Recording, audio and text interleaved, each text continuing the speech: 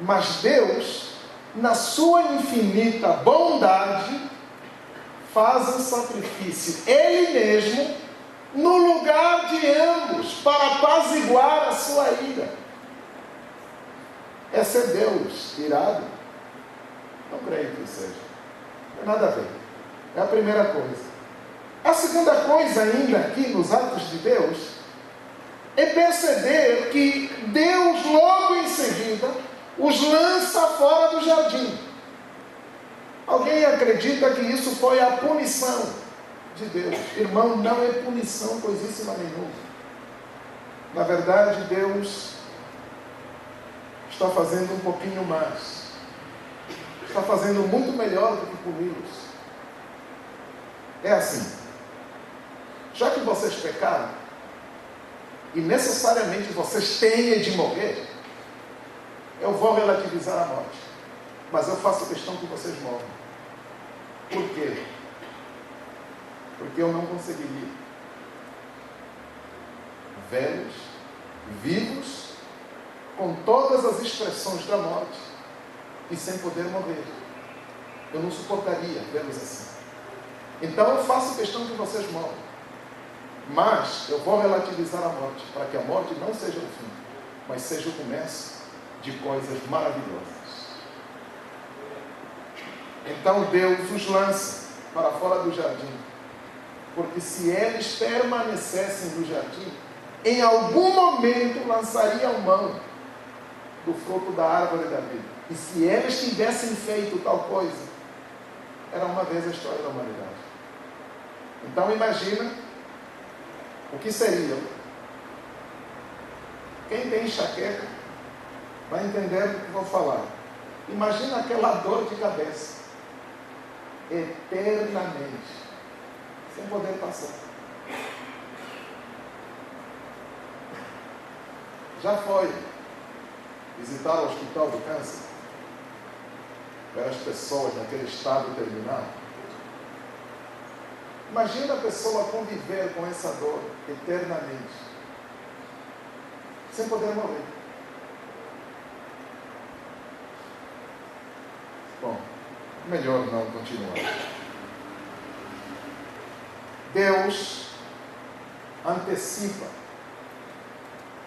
Eu faço questão que vocês morram, porque eu não conseguiria conviver com vocês eternamente, vê-los sofrerem com as expressões da morte e sem poderem falecer. Então morrer é um ato de misericórdia e não um ato de justiça. Aqui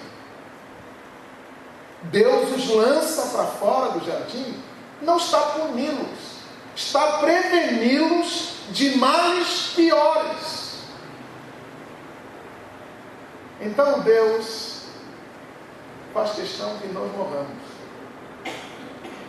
porque na morte nós temos a possibilidade de começar novas coisas, nova vida, nova existência, e muito melhor do que isso. Então, contra tudo aquilo que eu aprendi na escola dominical, hoje eu digo sem medo de errar: o Deus que nós adoramos é muito bacana. Não tem nada a ver com esse Deus irado, que anda com chicote na mão à procura do pecador. Pecou, pá! Pecou, pá! Não é isso. Não é esse o nosso Deus. Nosso Deus é muito melhor do que isso. É muito melhor do que isso. Então, eu quero partir dessas coisinhas que eu fui pensando do texto, lhes dizer algumas coisas que eu julgo que podem nos ajudar a enfrentar as nossas tormentas com um pouquinho mais de leveza. Qual é o grande problema da humanidade? É não querer entender que este mundo em que nós vivemos é um mundo maldito. Esse é o nosso problema. Nós não vivemos num mundo abençoado. Esse mundo é maldito. Não sou eu que estou dizendo essas coisas. Se você prestou atenção na leitura, você percebeu que quando Deus se dirige ao homem, ele diz assim: porque deste ouvidos a voz da tua mulher e comeste da árvore de que te ordenei, dizendo, não comerás dela, maldita é a terra por tua causa. Nós não estamos num mundo abençoado, esse mundo é maldito. A maldição, ela é a consequência deste ato de desobediência dos nossos pais. As tormentas fazem parte desta vida. Não há um que esteja imune delas. Todos nós, querendo ou não, vamos passar por elas. Quer você queira, quer não. Aceite ou não. Todos nós seremos atormentados muito ou não. Cada um ao seu nível. Cada um ao seu modo.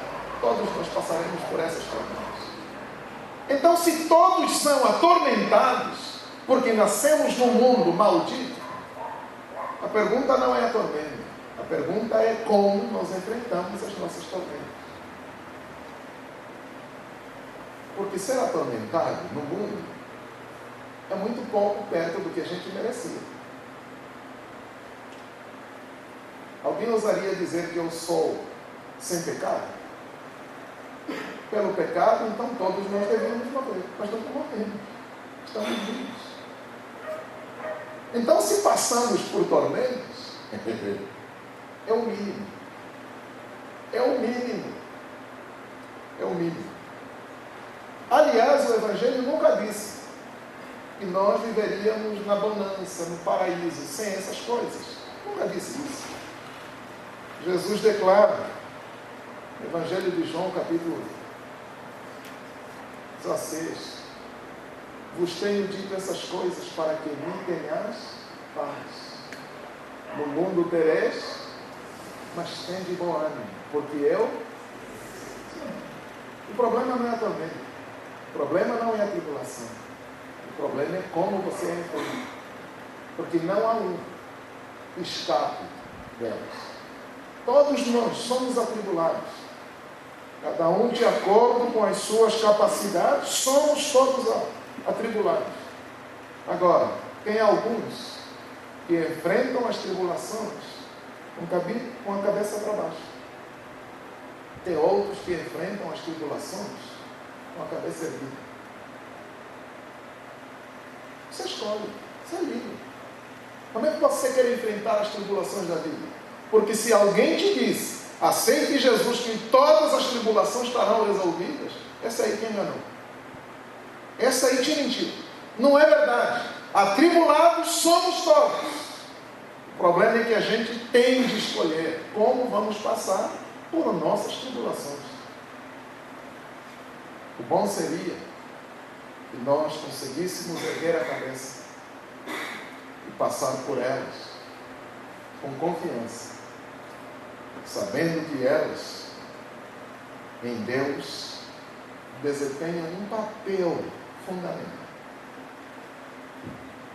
Por que nós somos atormentados sendo filhos de Deus? À semelhança dos outros que não são filhos de Deus. Antes de continuar, deixa eu lhe dar uma ilustração. Jesus falou isso com uma maestria significativa. No final do Sermão da Montanha, ele olha para os seus ouvintes e diz o seguinte: todo aquele que ouve as minhas palavras e não as pratica, compará-lo-ei ao homem insensato, sem entendimento, que edifica a sua casa sobre areia. Mas quem ouve as minhas palavras e as pratica, compará-lo-ei ao homem prudente, ao homem sábio, que edifica a sua casa sobre a rocha. Mas o que há de interessante para ambas as casas? Todas elas serão atormentadas, porque vai descer chuva, vão soprar ventos e vão correr rios sobre as duas casas. Só que há uma diferença: uma casa vai permanecer de pé, a outra vai ruir. As tormentas vêm para ambas. Vêm para justos e injustos. Para crentes e não crentes. Deus não poupa ninguém. Aliás, as tormentas não poupam ninguém. Porém, há uma distinção. Os filhos genuínos de Deus passam por elas e permanecem de pé. Mas os supostos filhos, qualquer tormenta joga o cara no chão e o cara fica lá lambuzado no chão. Por que Deus permite ainda que as tormentas nos apavorem, nos cheguem, nos açoitem? Por uma razão simples. Abra sua Bíblia na primeira carta, melhor dizendo, na segunda carta de Paulo aos Coríntios, capítulo 4.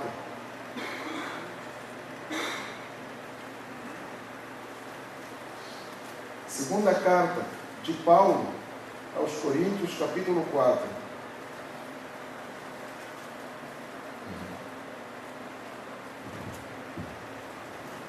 O versículo 16, para mim, é extremamente significativo nesse quesito. E os outros versículos que se seguem? Paulo diz assim: por isso, não desfaleçamos. Ou melhor, não desfalecemos. Aí você pergunta, mas por quê nós não desfalecemos? Aí ele justifica. Porque ainda que o nosso homem exterior se corrompa, contudo, o nosso homem interior se renova de dia em dia. Eu vou parafrasear isso. Ainda que o nosso homem exterior seja assolado e açoitado por tribulações diversas, o nosso homem interior se renova de dia em dia. Qual é a lógica que Paulo está pregando aqui? Não há renovação do homem interior se o homem exterior não passar pelas tribulações. Se você não é atribulado, você não cresce, você não amadurece, você não se torna aquilo que Deus espera que você seja. A escola dos filhos de Deus é a escola do tormento. Sejam bem-vindos. O versículo 17 é ainda mais claro do que isso. Pois a nossa leve e momentânea tribulação produz para nós eterno peso de glória acima de toda comparação. Aleluia. Glória a Deus. Não importa o tamanho da tribulação que você esteja passando, ela é leve e momentânea. Mas meu irmão, eu estou sofrendo demais. Meu irmão, você não sacou a coisa. É que a tua tribulação é leve, comparada àquela. Seria se os nossos pais tomassem do fruto da árvore da vida. Como não tiveram a chance de tocar, de pegar daquele fruto depois que comeram do fruto do conhecimento do bem e do mal, então qualquer tribulação é leve, qualquer tribulação é passageira, não há tribulação eterna para nós. Todo buraco tem fundo, toda tribulação tem fim. Agora, quando passamos de cabeça erguida pela tribulação, olha lá o resultado. A própria tribulação vai produzir em nós eterno peso de glória. A tribulação é passageira, mas aquilo que ela produz em nós é eterno. Aleluia. O versículo 18 vai além.